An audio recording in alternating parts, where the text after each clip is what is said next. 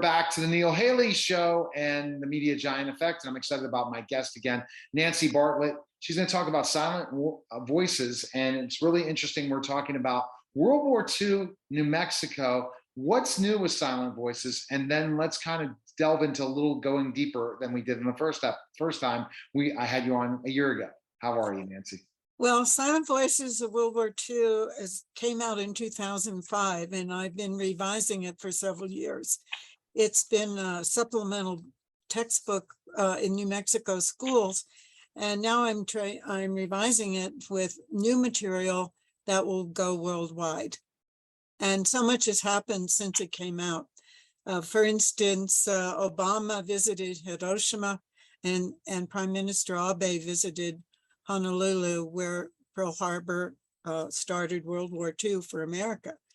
But what is going on right now in Europe is a repeat of what happened in World War II. It started, Germany invaded its neighbors. Yeah.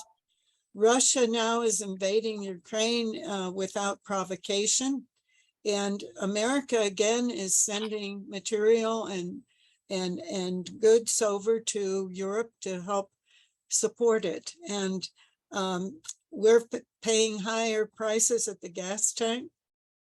And for goods and groceries, we're sacrificing so that Russia doesn't come over to our country. And yet there's a threat that people are getting excited about. And so that's what I'm working on, and that's what I want to talk about. So it's interesting when you talk about this with the Ukraine and Russia, or do you think this, if we don't help and Russia does defeat the Ukraine, that Russia's going to go after all of Europe? Is that your thought? Good, except there's NATO. There's NATO, and there's pushback that wasn't there when they invaded Poland and Czechoslovakia in '39, etc. So somehow NATO, if somehow Ukraine becomes part of NATO, then Russia's going to get taken down from even with the Ukraine. Are you hearing anything? I would expect that. We've got Finland and Sweden joined NATO recently, and were accepted. And the people surrounding Ukraine are accepting their people who are escaping.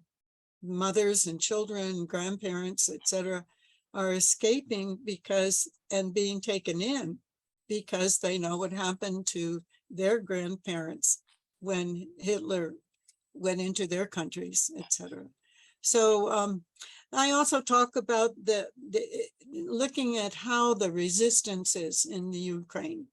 American men who fought in World War II also resisted. Once the Japan started bombing various cities in the Pacific, all in the same day as Pearl Harbor, our men flocked to sign up. And we had Marines, we had Army people, we had Navy people. Manhattan Project brought in scientists from around the world, well, from Britain and Canada. And then the Jewish emigres that were kicked out of Germany by virtue of being Jewish, but they were scientists that helped us win the war. And the Navajos helped us to win the war in the Pacific because of their unbroken code. And then the National Guard, New Mexico National Guard, defended the Philippines from being invaded, initially held them back for 4 months so they couldn't attack Australia because they had almost everything else but Australia. So I try to explain what happened. There's so many serendipitous events and things that people can learn.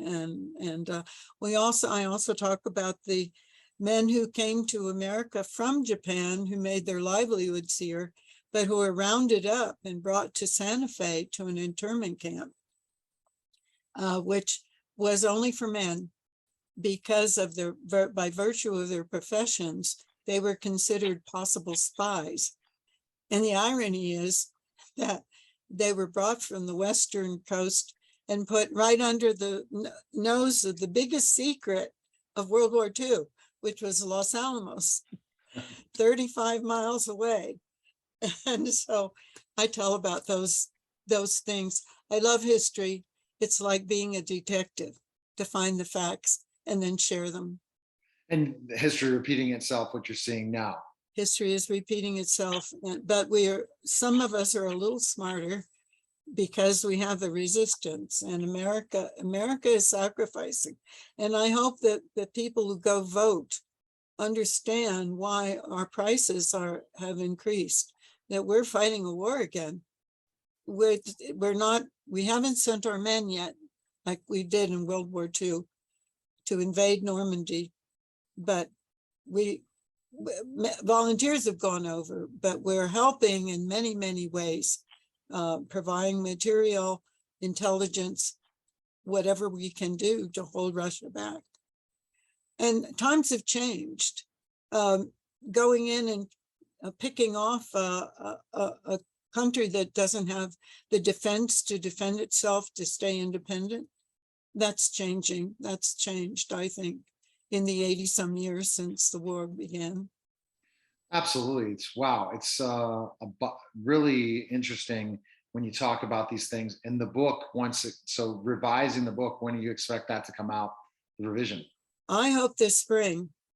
I've given a deadline to the men who are working on my cover, and it's just going to be a few things here and there in different chapters and photos, and we'll put it together. And that's I just can't hold people back anymore who want to buy the book.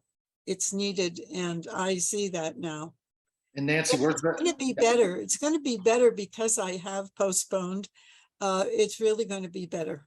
I'm sure it's going to be. Nancy, where's the best place people can find information to learn more about you? Where can they go?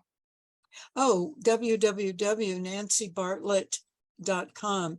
Bartlit.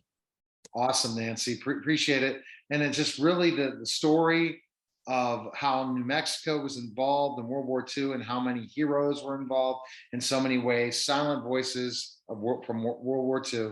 People need to check it out, and I appreciate it, Nancy. Thank you so much, Neil. I've enjoyed this very much. You're welcome. And I look forward to talking to you again soon. All right. Thanks, Nancy. You're listening and watching the Neil Haley Show, and we'll be back in just a moment.